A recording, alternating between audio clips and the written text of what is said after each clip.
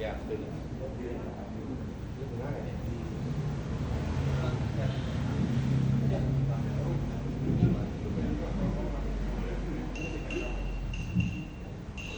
Bismillahirrahmanirrahim. Assalamualaikum warahmatullahi wabarakatuh.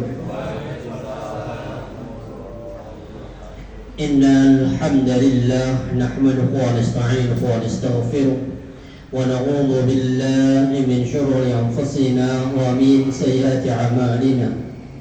Man yahdihillahu fala mudilla lahu wa man yudlil fala hadiya lahu.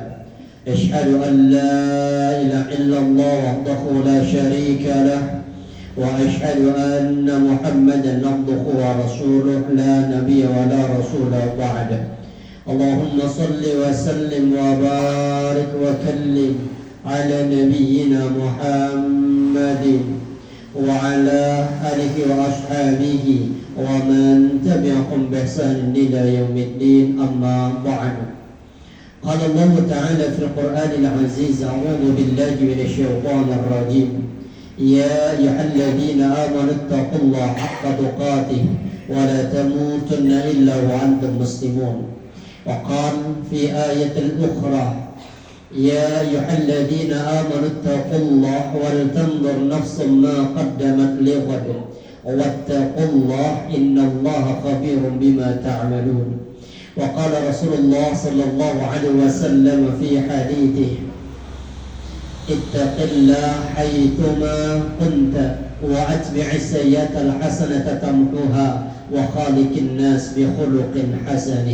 صدق الله العظيم وصدق رسول الكريم ونحن على ذلك من الشاهدين.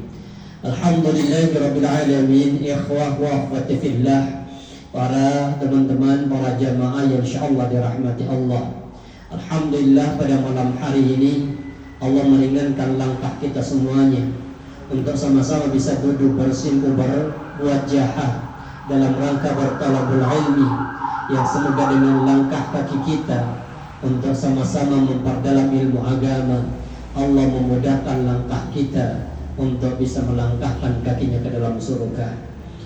Makanya kemudian Allah gambarkan yarfa'illahu alladhina amanu minkum walladhina utul ilma darajat. Allah mengangkat derajat orang-orang yang beriman di antara kalian, dan Allah pula mengangkat derajat orang-orang yang berilmu. Bahkan kemudian Allah memuji, Rasulullah juga memuji orang-orang yang berilmu jauh di atas orang-orang yang hanya ahli ibadah.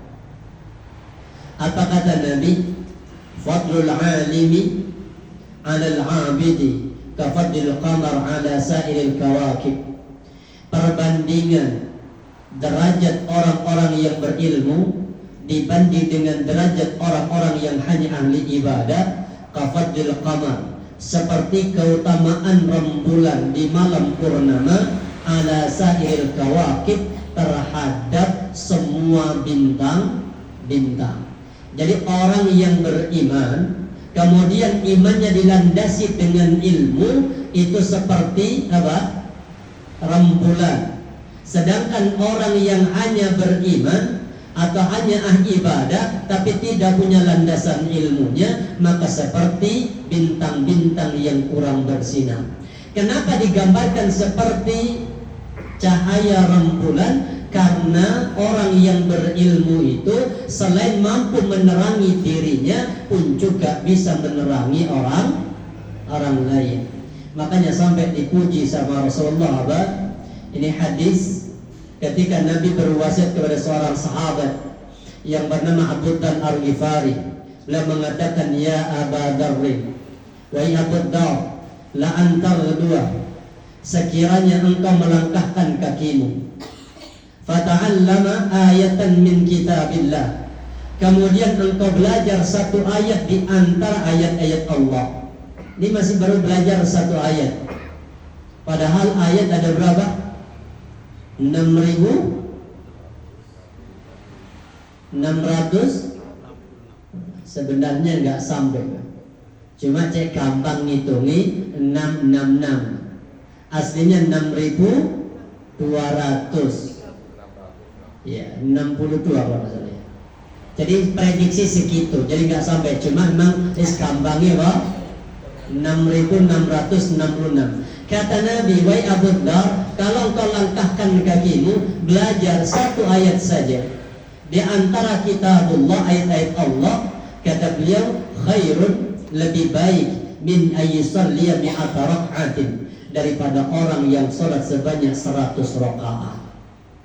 Bahkan dimotivasi lagi, wala antaghdua, dan sekiranya engkau melangkahkan kakimu, fata'allama baban minal ilm, kemudian langkah kakimu dipakai untuk belajar satu bab di antara bab ilmu, umila bi, baik satu bab yang kau pelajari sudah diamalkan, aulam yu'mal, walaupun belum sempat diamalkan, khairun, lebih baik kata Nabi, min ayyusalliya al-farak'atin, daripada orang yang sholat sebanyak 1000 rakaat. Maka langkah-langkah kita hadir ke tempat ini, insya Allah akan menjadi saksi kelak di hadapan Allah Subhanahu wa ta'ala. Makanya Allah katakan di surah Al-Zalzalah yang keempat itu, yauma idzin tuhadditsu akhbaraha, pada hari itu, artinya di padang mahsyar, bumi ini akan menceritakan kisahnya. Artinya bumi itu akan menceritakan apa yang terjadi di atasnya. Kalau kita berbuat baik di atas bumi, maka bumi akan menjadi saksi untuk menguatkan apa yang telah kita lakukan. Sebaliknya, kalau kita berbuat maksiat di atas muka bumi, maka bumi pun juga akan menjadi saksi kelak di hadapan Allah. Makanya kalau kita mau bermaksiat, jangan berpijak ke bumi. Di mana terus? Biar bumi nggak apa? Nggak jadi saksi. Dari para jamaah rahmati Allah, ini motivasi. Kita sedikit melanjutkan, ada 2 bab yang akan kita bahas pada malam hari ini. Yang pertama kita akan bahas tentang menyegerakan penguburan jenazah.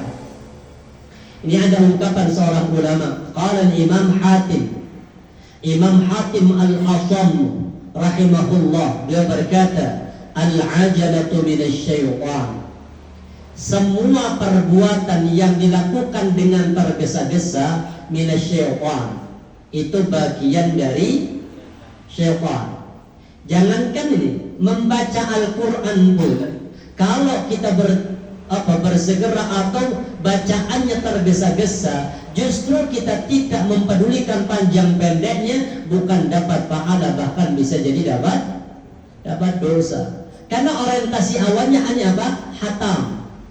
Dan orang kalau sudah hataman jangan perhatikan seperti apa bacaannya orang hataman ini. Nggak ada nafasnya. Bahkan Al-Fatihah 1 kali tarikan nafas. Maka kemudian Rasulullah saja pernah ditegur oleh Allah. Kenapa? La tuharrik bihi lisanaka lita'jala bi. Kata Allah, wahai Nabi Muhammad, jangan engkau gerakkan lisanmu untuk segera memahami Al-Quran. Inna alaina jam'ahu wa Qur'ana, atas tanggung jawab kami untuk mengumpulkan Al-Quran ini ke dalam dada Nabi Muhammad. Jadi jangan bergegas. Bahkan orang kalau hanya sebatas orientasi menghatamkan atau menghafal Quran, sekarang banyak sekolah-sekolah itu yang apa? Orientasinya ke tahfidz, tapi sebatas apa? Hafal. Maka ketika di murajaah sudah hilang hafalannya. Ini banyak. Seperti ada target 6 bulan hatam hafal Quran. Mana ada 6 bulan hafal?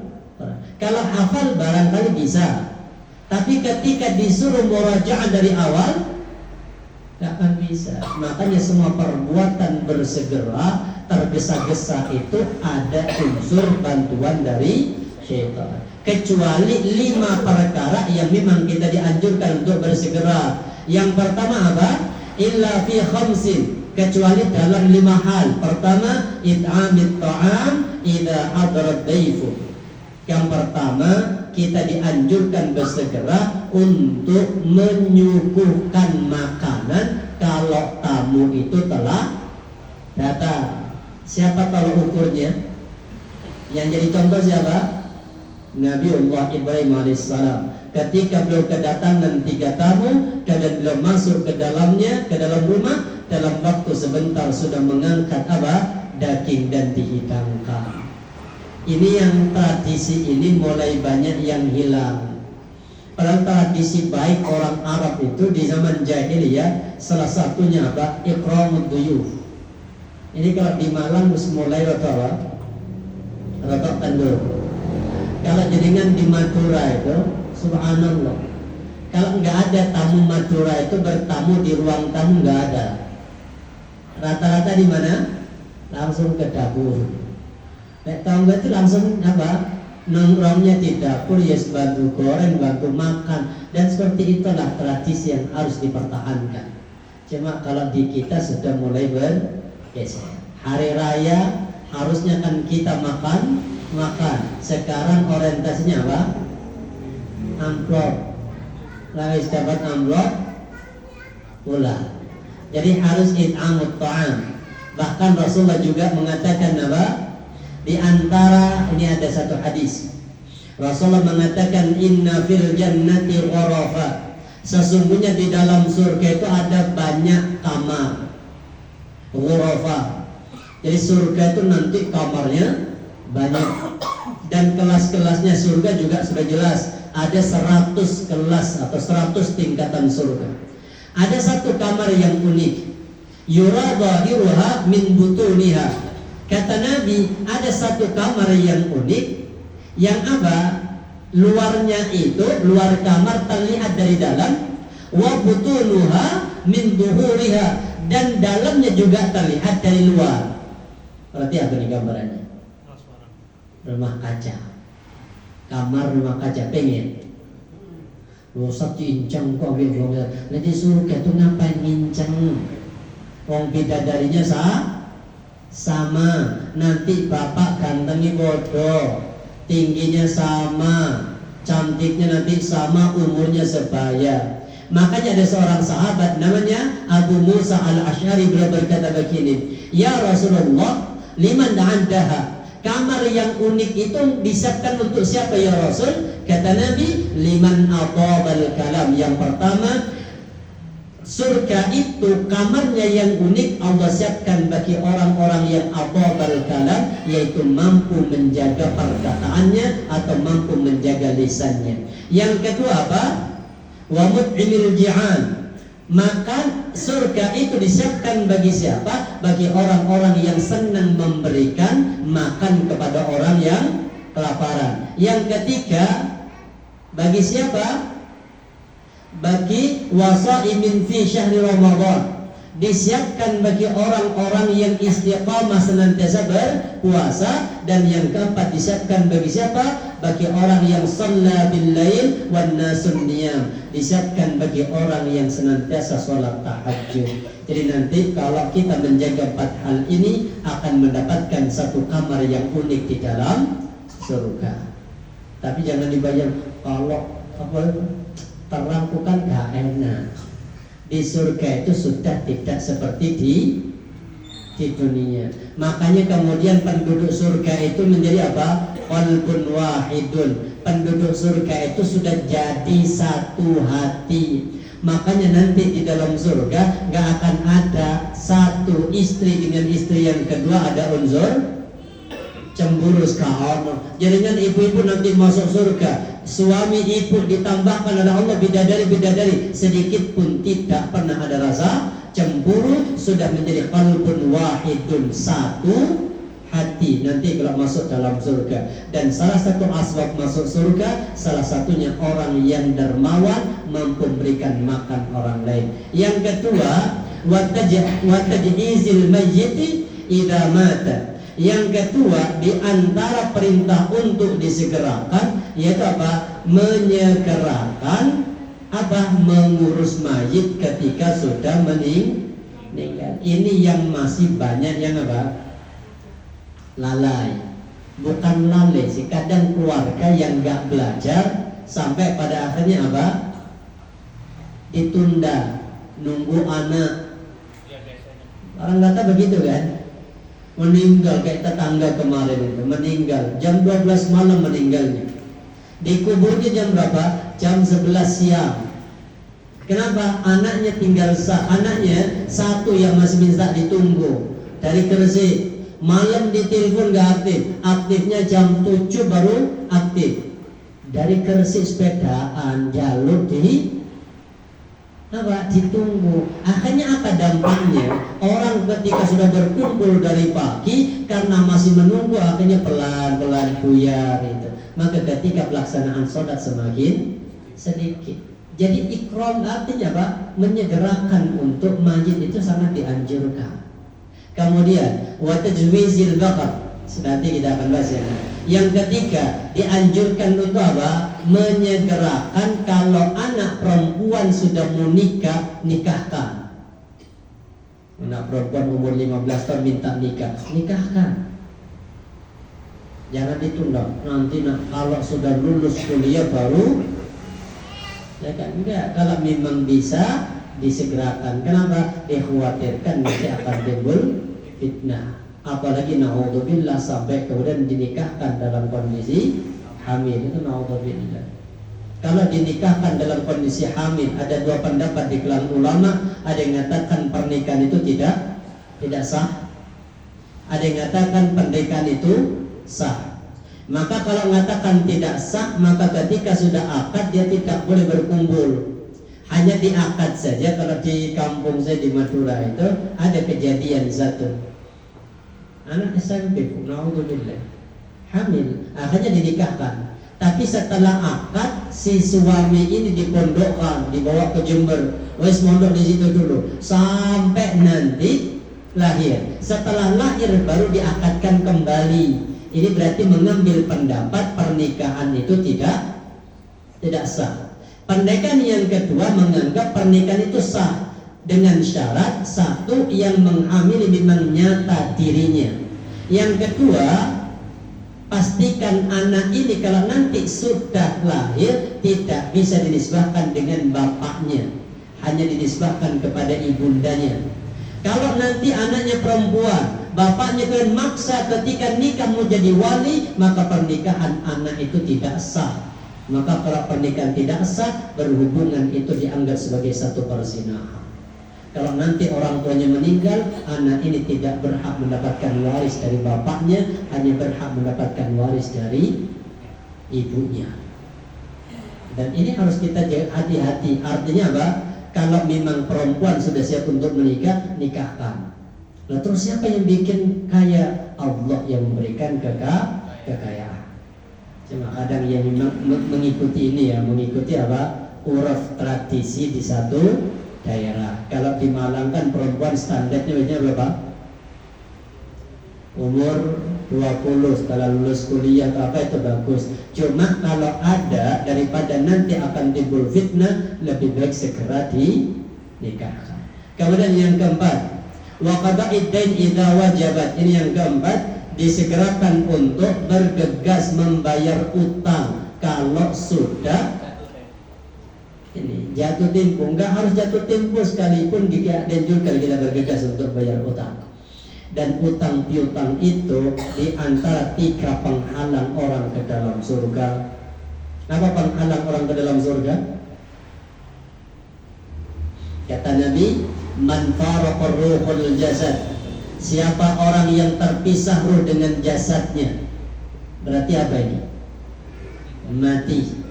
Wa huwa bari'un min talatin. Kemudian dia terbebas dari 3 hal.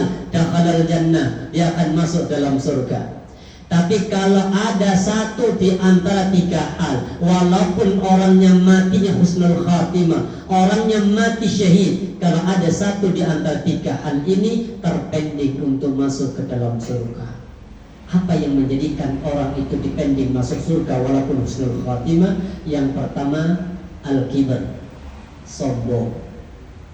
Makanya Imam Ahmad itu, Imam Ahmad ketika kematiannya, menjelang kematian, beliau itu mengucapkan kalimat begini berulang-ulang. Beliau punya seorang anak namanya Abdullah. Abdullah itu ketika tahu bapaknya, ini Imam Ahmad bin Hanbal, ini Imam fikih yang keempat. Ketika tahu bapaknya sudah kondisi sakit parah, Abdullah mendekati pada bapaknya dan mengusap bagian wajahnya, jenggotnya juga diusap dengan lap itu, biar bersih. Tapi kemudian kalimatnya la bu'dun, enggak, menjauh. Bingung anaknya nih. Orang apa bapakku ini? La, menjauh. Ternyata setelah Allah kembalikan kesadarannya, ditanya, wahai ayahanda, ada apa dengan kalimat la bu'dun? Apa kata Imam Ahmad? Ja'ani syaitan yaqumu bi khidai. Kemudian apa? Laqadtum ala anamilihi, dan berkata thumma yaqul ya Ahmad futtani. Ini syaitan berkini. Kata Imam Ahmad, datang syaitan berdiri di sampingku sambil dia menggigit jarinya dan berkata begini, ya Ahmad futtani. Imam Ahmad, jangan khawatir, engkau pasti husnul khatimah, aku kehilanganmu. Artinya aku tidak bisa menyesatkanmu. Imam Ahmad tuh enggak mau tertipu, Pak. Maka kata Imam Ahmad apa? Enggak, menjauh. Maksudnya apa? Maksudnya kalau Imam Ahmad pengennya syaitan turun begini, ya wajar, aku kan imam, aku kan orang soleh, ya wajar kalau setan enggak bisa. Itu berarti apa? Sombong. Makanya Imam Ahmad gak mau tertipu dengan kalimat itu, justru enggak, menjauh. Kita kadang kan begitu. Kita masih hidup apa? Ya wajar, aku ya sekecil seperti itu. Kemudian apa? Wandi-wandi wis jalan. Ya setan ya gak iso. Gak iso tembus. Justru itu kan gerakan setan untuk menjerumuskan dia masuk dalam neraka. Yang kedua, apa penghalang orang ke dalam surga selain gibar? Al-ghulul, khianat. Khianat itu kalau di zaman Nabi mengambil harta rampasan perang sebelum dibagi. Kalau sekarang kata Nabi, hadayatul umman al-ghulul, hadiah karena sebuah pekerjaan itu ghulul, khianat. Contoh kayak jadinya ngurus pajak, minta tolong kepada karyawan pajak untuk diuruskan. Setelah itu kemudian jenengan ngasih tips, ini mas ucapan makasih saya. Maka tukang pajak itu haram hukumnya menerima, itu namanya ghulul, khianat. Kalau bahasa sekarang ghulul itu apa? Gratifikasi, suap. Suap sebenarnya dalam Islam tidak berdosa. Ya, jangan kalau cari hadis tentang suap itu tidak ada yang suap mengatakan berdosa, enggak ada. Itu bisa dipastikan, tidak akan dapat hadis yang mengatakan suap atau ar-rasi wal murtasi itu enggak ada yang mengatakan apa berdosa, hanya masuk neraka. Iya, hadisnya begitu, Pak. Jadi suap menyuap itu enggak berdosa, hanya itu hadisnya ar-rasi wal murtasi finnar. Yang ketiga, penghalang orang ke dalam surga adalah adain, utang piutang. Makanya sampai Nabi mengatakan apa? Nafsul mu'mini mu'allaqatun bidaini. Jiwa seorang mukmin itu tergantung dengan utangnya. Kalau bapak husnul khotimah, kemudian bapak berhak untuk mendapatkan nikmat surga. Nikmat kubur, belum nikmat surga. Nikmat kubur berhak didapatkan. Apa nikmat kubur, Pak? Yang bapak tahu, kira-kira kalau nanti meninggal akan dapat apa? Kan ada adab kubur, ada nikmat kubur. Kira-kira nikmat kubur itu apa jenisnya? Yang pertama, Rasulullah mengatakan apa? Allah berfirman, ifrashu min firashil jannah. Ambilkan kasur malaikat, ambilkan kasur dari surga, biar dia tidur di atas kasur dari surga. Itu pertama. Yang kedua, wa albisu min libasil jannah. Ambilkan kain kafan, ambilkan baju, ganti kain kafannya. Apalagi ada tulisan sumbangan RW 16 itu, gak boleh orang mati menggunakan kain kafan sedekah, kecuali memang pribadinya benar-benar gak punya. Tapi kalau mampu jangan pakai sedekah.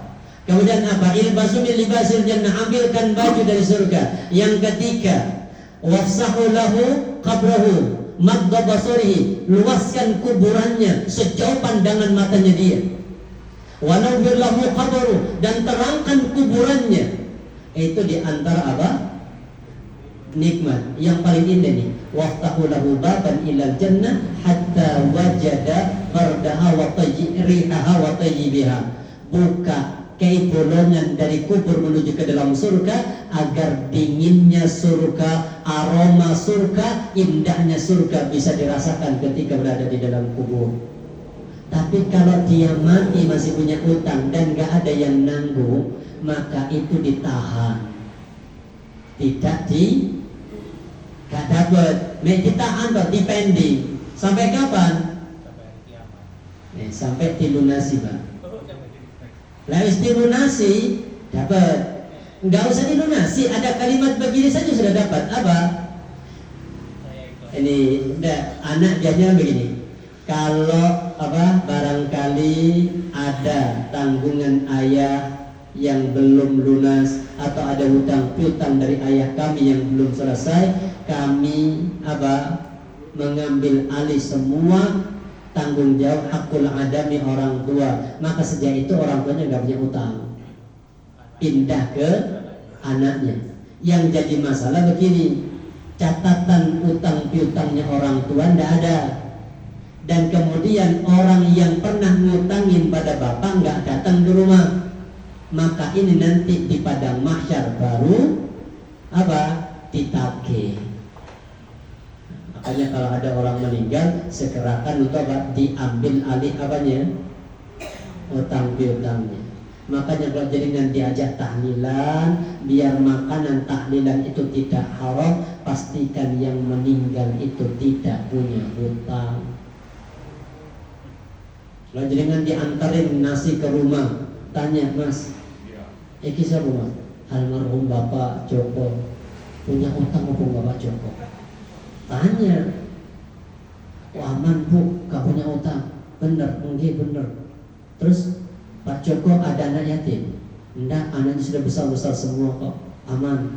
Tanya yang ketiga, kira-kira ahli waris meridhoi apa enggak harta warisnya dipakai biaya tahlilan? Dari 4 ahli waris, 3 meridhoi, 1 enggak. Maka jadinya makan harta yang tidak diridhoi. Jadi kalau nanti diantarin nasi, tanya, oh insya Allah dilempar aja. Yang terakhir Wa taubatin ladami idha adnaba, disegerakan untuk bertaubat ketika kita sudah melakukan satu dosa. Ini hadisnya. Asri'u bil janazati fa'in taqwa salihatan fa khairun tuqaddimunaha ilaih. Segerakanlah dalam pengurusan jenazah, mulai dari memandikan, mengkafani, mensolatkan, menguburkan, disegerakan. Fa in taqwa salihatan fa khairun tuqaddimulah. Kalau memang dia orang yang saleh, maka dia akan segera mendapatkan balasan kebaikannya. Sebaliknya, wa in taqwa ghaira dzalika fa syarrun tad'u an riqabikum. Tapi kalau dia orang yang su'ul khatimah, orang yang calon penghuni neraka, maka engkau bersegera meletakkan dia dari pundaknya. Makanya bergegas untuk proses menguburkan.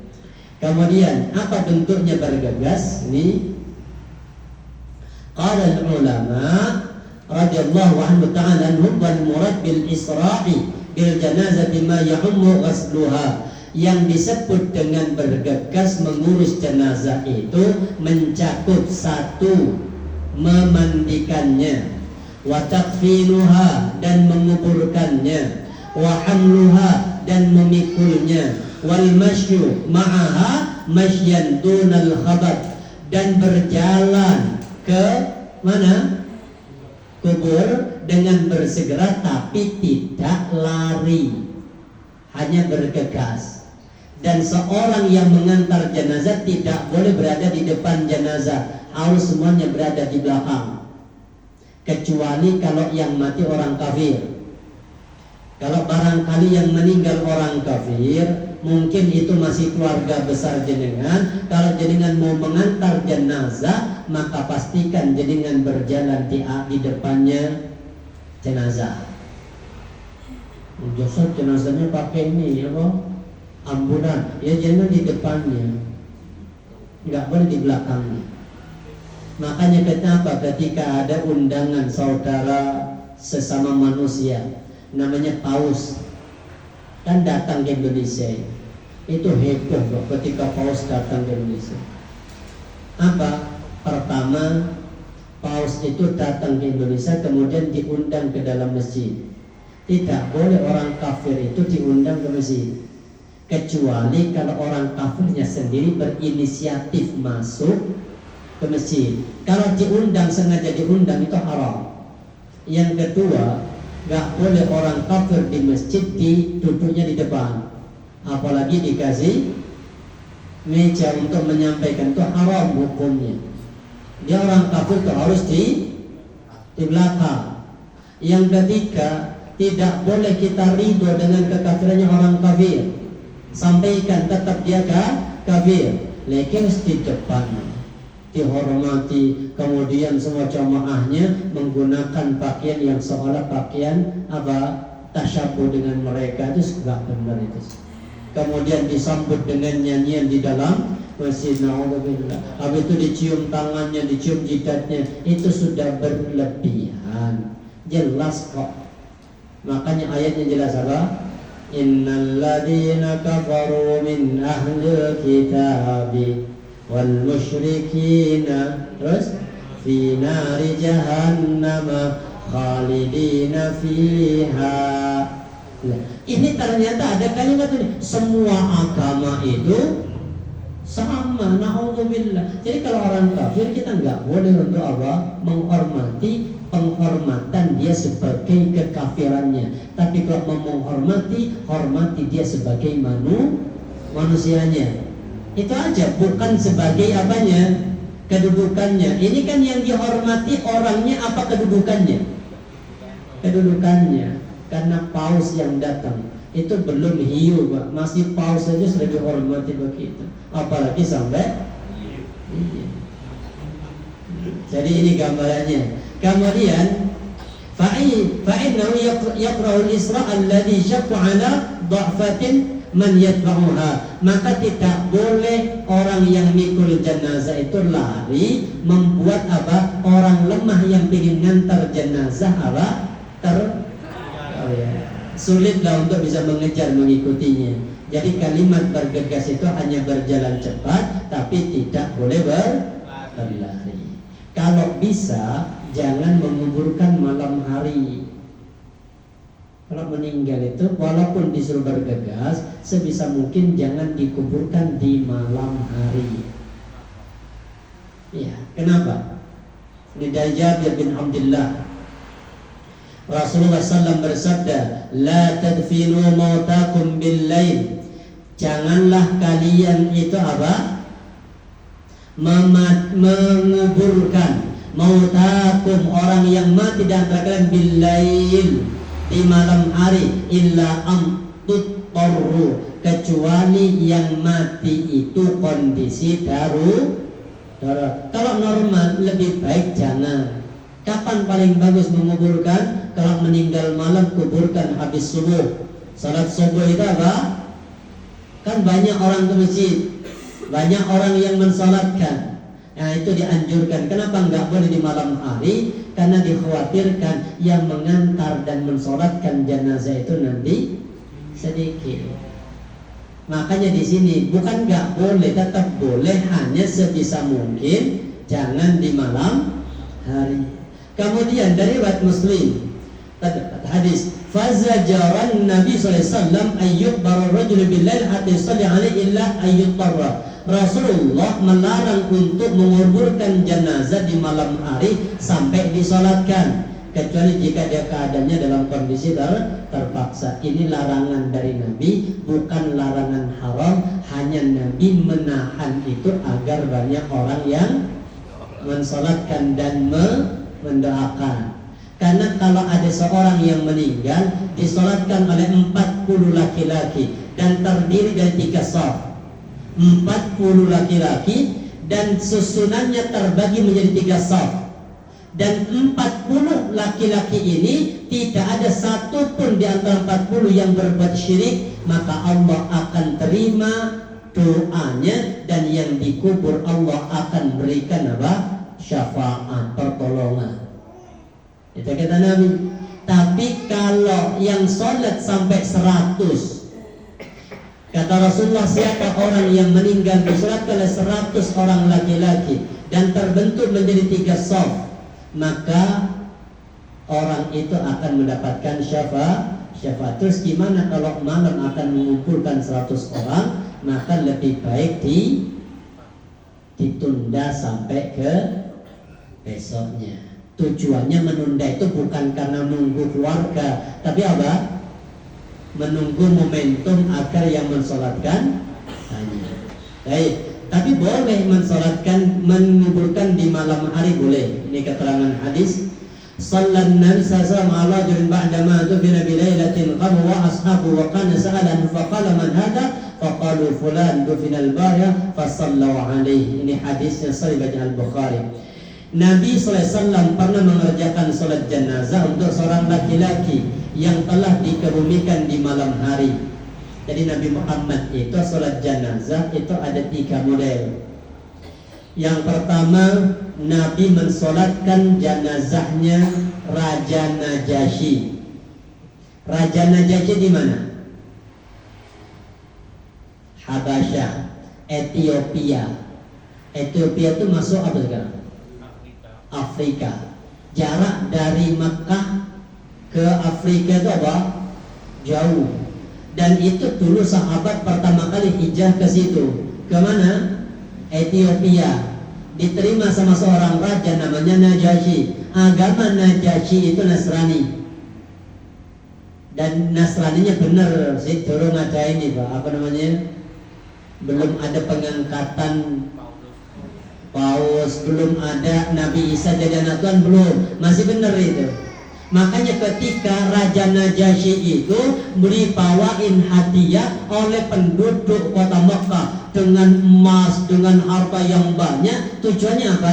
Nyokok Raja Najasyi itu apa? Mengembalikan kaum muslimin yang hijrah dari Mekah menuju ke Habasyah, dibalik ke Mekah agar disiksa. Ternyata Raja Najasyi itu sangat adil. Apa? Panggil ke sini. Maka kemudian dipanggil, kalau nggak salah Abbas mungkin yang menjadi jubirnya, dan menceritakan agama kami seperti ini. Tolong ceritakan kepadaku tentang Isa. Diceritain Isa itu. Apa kata Raja Najasyi?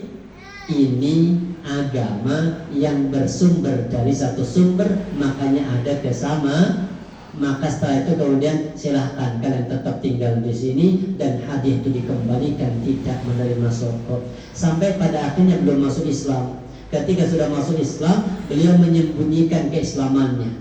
Kenapa? Karena raja itu tidak ingin warganya itu bergejolak, makanya menyembunyikan. Setelah meninggal, Nabi sudah sampai di kota Madinah, maka Nabi mengumpulkan sahabat untuk mensolatkan. Itu yang dikenal dengan solat ghaib.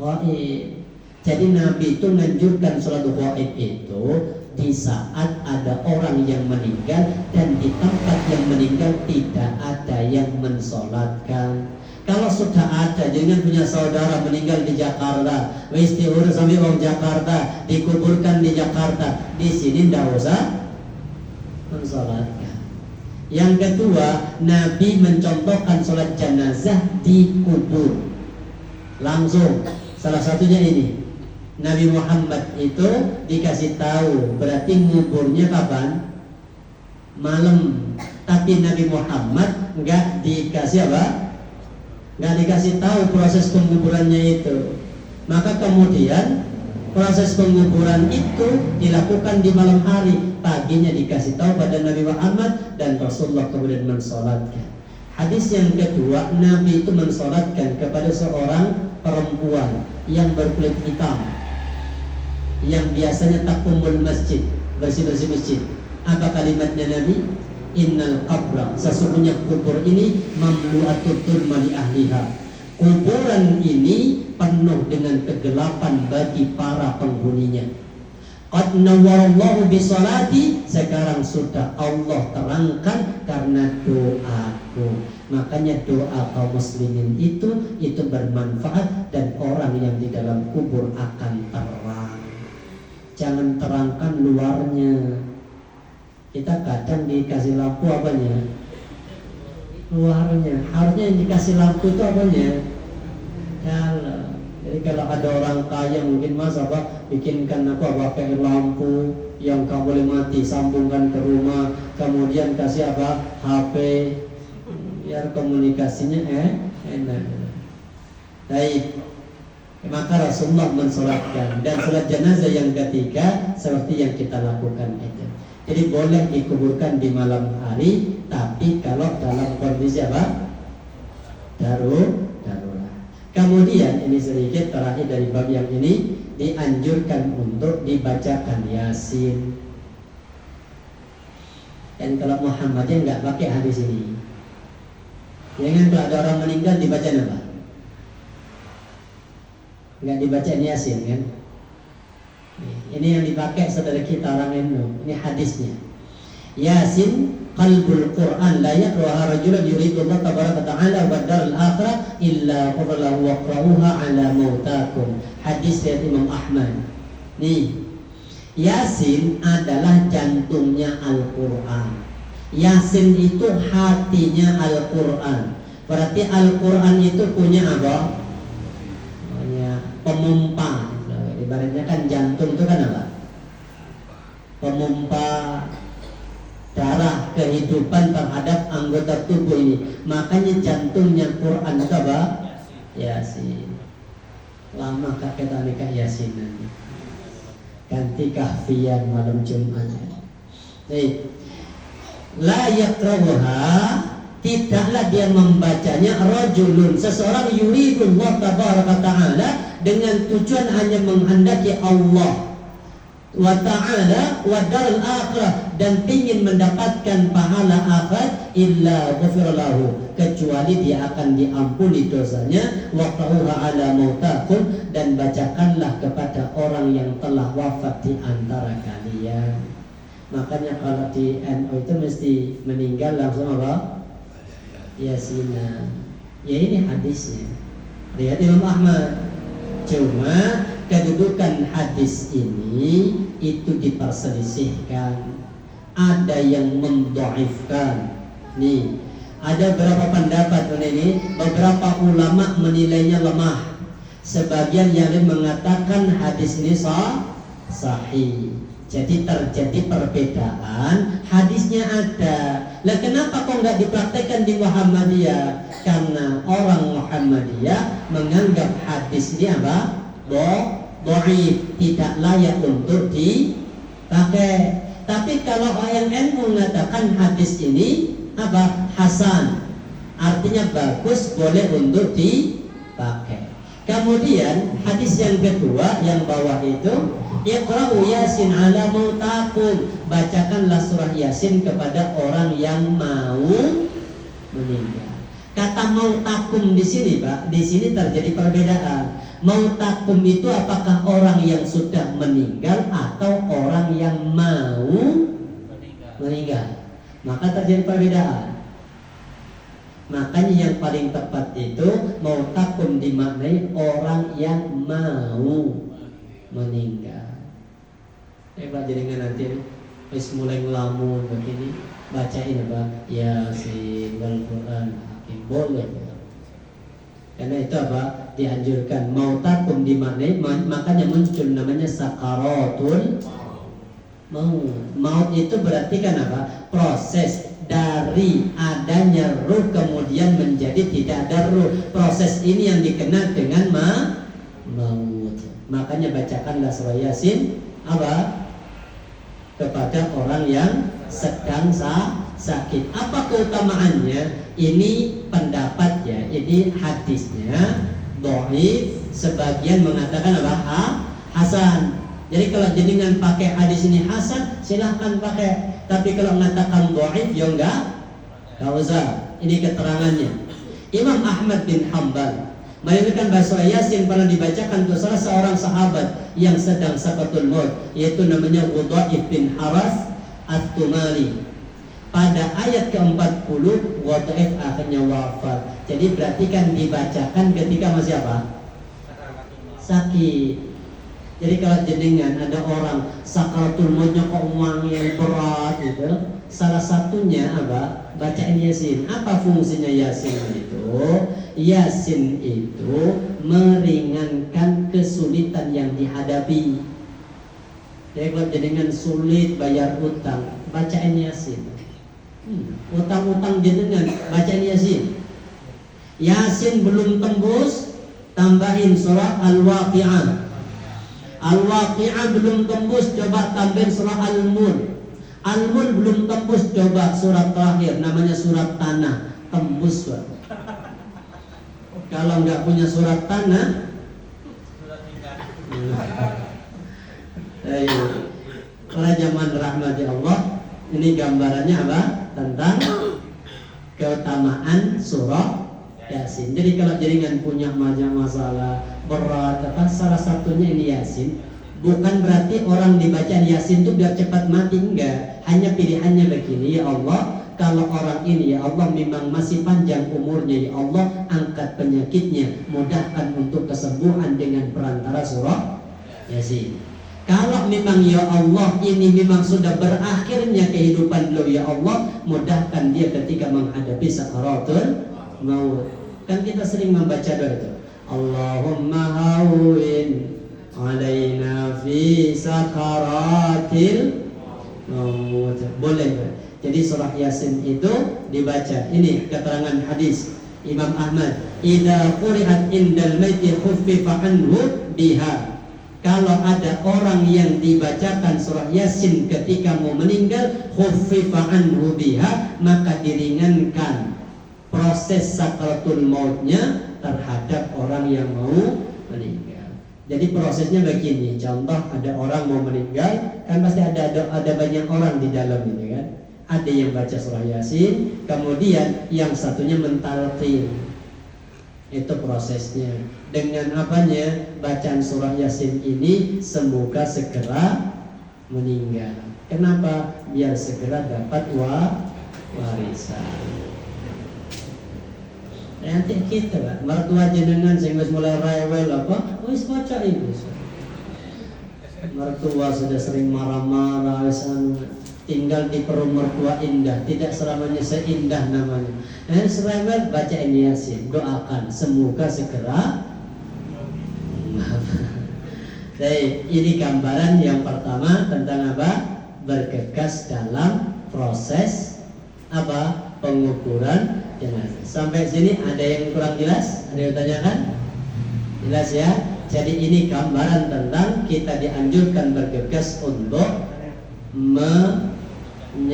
mengantarkan ataupun proses untuk mengurus jenazah. Kemudian kita lanjutkan bab yang selanjutnya, mengirim bacaan Al-Quran kepada orang sudah meninggal. Kalau tadi kan Yasin dibacakan kepada siapa? Orang yang mau meninggal. Ini mengirim bacaan Al-Quran kepada orang yang sudah meninggal sampai apa tidak? Ini akan kita bahas. Tapi sebelum kita bahas, kita awali dengan ini keutamaan dua surat cahaya dalam Al-Quran. Apa dua surat cahaya itu? Ini hadisnya kita bahas.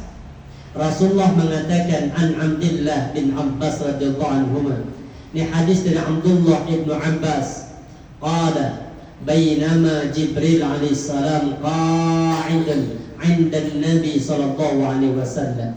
Tatkala malaikat Jibril sedang duduk di samping Rasulullah SAW, sami'a naqidan min fawqihi. Malaikat Jibril tiba-tiba mendengar bunyi dari atasnya.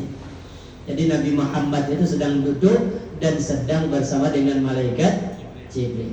Tiba-tiba di atas langit itu, di atas kepala malaikat Jibril ada suara.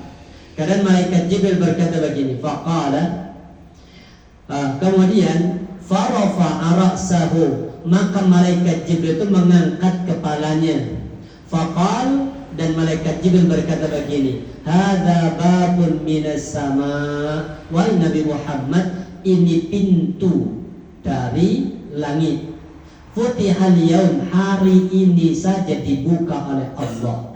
Walam yaftah qattun illal yaum, dan belum pernah dibuka sebelumnya pintu ini. Jadi satu kali dibuka itu hanya pas apa? Nabi Muhammad sedang duduk bersama dengan malaikat Jibril. Kemudian tidak pernah lagi dibuka setelahnya. Fanazala minhul malak. Di antara pintu itu yang dibuka, tiba-tiba turun malaikat. Dan malaikat itu tidak jelaskan malaikat siapa. Memang tidak masuk dari 10 malaikat. Apa kata malaikat Jibril? Hada malakun nazala ilal ardi. Ini malaikat yang turun ke bumi. Lam yazal qattun illa al-yawm. Malaikat ini belum pernah turun ke muka bumi kecuali hari ini. Ada satu pintu di langit itu yang tidak pernah terbuka. Sekali dibuka itu hanya ketika Rasulullah masih hidup. Dan malaikat ini belum pernah turun. Itu hanya satu kali turun, hanya untuk memberitahu 2 surat cahaya itu. Kemudian faqal fasallama. Dan malaikat tadi mengucapkan salam kepada Nabi. Waqal. Dan malaikat tadi berkata, abasyiru binurain. Wahai Nabi Muhammad, berbahagialah engkau dengan 2 surat cahaya. Apa 2 surat cahaya itu? Kata Rasulullah apa? Utituha lam tu'tahuma nabiyyun qablak. Khusus diberikan kepadamu yang belum pernah diberikan kepada nabi sebelummu. Artinya nih khusus. Apa kemudian kata Rasulullah? Ini Fatihatul Kitab, yaitu surah Al-Fatihah, wa khawatimu surat Al-Baqarah, dan wa khatimu suratil Baqarati, dan 2 ayat penutup dari surah Al-Baqarah. Makanya 2 ini jangan pernah ditinggalkan, terutama jenengan mau tidur. Baca Al-Fatihah, kemudian baca Yasin, baca ayat kursi, 2 ayat terakhir. Setelah itu berdoa. Apa keutamaannya 2 surat terakhir ini apa? Lan taqra bi harfin minha illa u'titahu. Kalau engkau membaca 1 huruf saja di antara 2 ini, maka apa yang engkau minta, permohonanmu itu akan diijabahi. Makanya kalau ada orang kalau teman-teman NU itu pasti apa? Ila arwahi, yang biasa kan? Ahlil kubur, khususan ila arwahi Syekh Abdul Qadir Al-Jailani Al-Fatihah. Ya itu nadinya dipakai, bukan Al-Baqarah. Kenapa? Kepanjangan Pak. Apalagi ila arwahi al-kubur, khususan ila ruhi Bapak Sujono. Kemudian apa? Al-Fatihah, yaitu dalil yang dipakai. Makanya kalau ada orang doa, kemudian setelah doa, kemudian apa? Dia tutup apa? Bisirril Fatihah atau bibarakatil Fatihah, menggunakan dalil ini. Al-Fatihah itu sebagai apanya tadi? Pengantarnya agar permohonan yang kita bacakan itu diijabahi. Apakah Rasulullah mencontohkan ini? Habis doa baca Al-Fatihah? Tidak. Apakah kemudian habis sholat Nabi baca Al-Fatihah? Enggak. Cuma mereka yang melakukan menggunakan dalilnya adalah ini. Artinya apa? 2 surat ini tidaklah engkau membaca 1 huruf pun dari ayat-ayat ini yang berisi permohonan, melainkan engkau akan dikaruniai apa yang engkau mohon. Itu keutamaan 2 surat, namanya surat cahaya, yaitu Al-Fatihah dan Al-Baqarah di 2 ayat terakhir. Dari apa? Amanar Rasul bima unzila ilaihi min rabbih wal mu'min. Itu yang disebut dengan 2 ayat penutup dari surah Baqarah. Jelas? Baik. Kemudian doa mengirimkan bacaan itu sampai apa tidak? Yang pasti nih ya, yang sepakat ulama sampai itu apa? Sedekah. Kalau sedekah itu ulama sepakat sampai. Ini hadisnya. Idza matal insan yanqata illa min 3. Kalau ada seorang anak Adam meninggal, terputus semua amalnya kecuali 3. Pertama, shadaqatin jariyah. Apa sedekah jariyah itu? Jariyah itu apa jariyah? Secara bahasa, jariyah itu apa? Dari kata jaro yajri, mengalir. Tajri minta dan adar, mengalir di dalamnya apa? Sungai. Maka sedekah kita dikatakan jariyah kalau masih mengalirkan manfaat. Kayak jenengan sedekah karpet. Yang sedekah karpet sudah meninggal, karpetnya masih dipakai untuk sholat, maka ini karpet namanya apa? Jariyah. Dan jariyah itu nggak sampai hari kiamat kalau yang begini, karena nanti karpet itu biasanya bertahan berapa tahun sudah diganti, standarnya berapa? Ya mungkin 10 tahun atau 15 tahun. Setelah itu apa? Karpet itu diganti. Apakah masih ada jariyah? Tidak ada, karena karpet sudah ngalir, nggak ngalir. Kecuali kalau dari masjid kemudian apa? Disedekahkan untuk langgar. Kalau langgar kan mungkin masih apa? Nggak terlalu bagus, maka masih mengalir, namanya jariyah. Terus gimana cek jariyahnya wakai? Ya sudah, langsung tumpuk aja di atasnya. Gimana kok ketebelan? Kalau ketebelan jangan, tidak boleh. Sholat itu dengan apa? Posisi kepala itu tebal, itu dikhawatirkan anggota tubuh terutama hidung itu tidak sampai nempel ke lantai. Makanya nggak boleh kita sholat kemudian di depan kita dengan sujud ke bantal, itu tidak boleh. Kenapa tidak boleh? Salah satunya karena kalau sujud di bantal, posisi kepala itu lebih tinggi daripada posisi kaki dan lutut. Padahal orang sholat itu salah satu fungsinya untuk merendahkan diri kita di hadapan Allah. Jelas. Yang kedua, aw ilmin yuntafa'u bih, ilmu yang bermanfaat. Yang ketiga, awaladin salih yad'ulah, ataupun anak yang saleh yang mendoakan.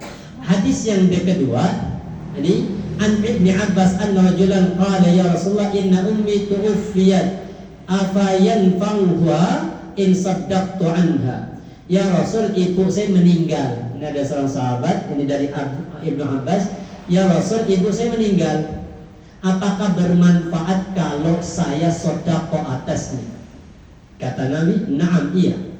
Qala fa inna li mahzafa fa ushiduka anni qad saddaqtu biha anha. Maka kemudian sahabat tadi mengatakan, ya Rasul, aku punya sebidang tanah atau sebidang kebun, maka aku mempersaksikan kepada engkau bahwa akan kusedekahkan kebun tersebut atas nama ibuku.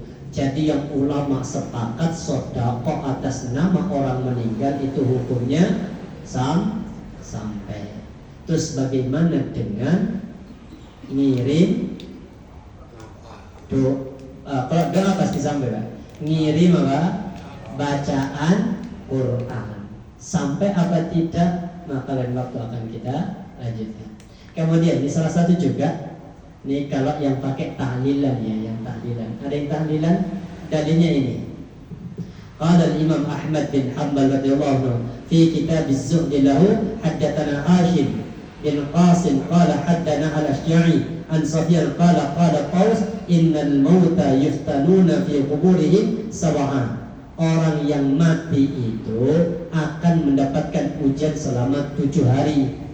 Fakanu yastahabbuna ayyud'imu anhum tilkal ayyam, maka disunnahkan bagi mereka yang masih hidup untuk bersedekah kepada orang yang untuk orang yang sudah meninggal selama hari-hari tersebut. Makanya ini hujjah yang menggunakan dalil tahlilan. Ini kalau kata Imam Ahmad. Kemudian yang kedua, tahlilan itu larangan, haram. Kenapa? Karena bagian dari niyahah. Niyah itu apa? Ratapan. Maka tidak boleh makan-makan di rumah orang kematian, karena itu bagian dari ratapan. Ini hadisnya.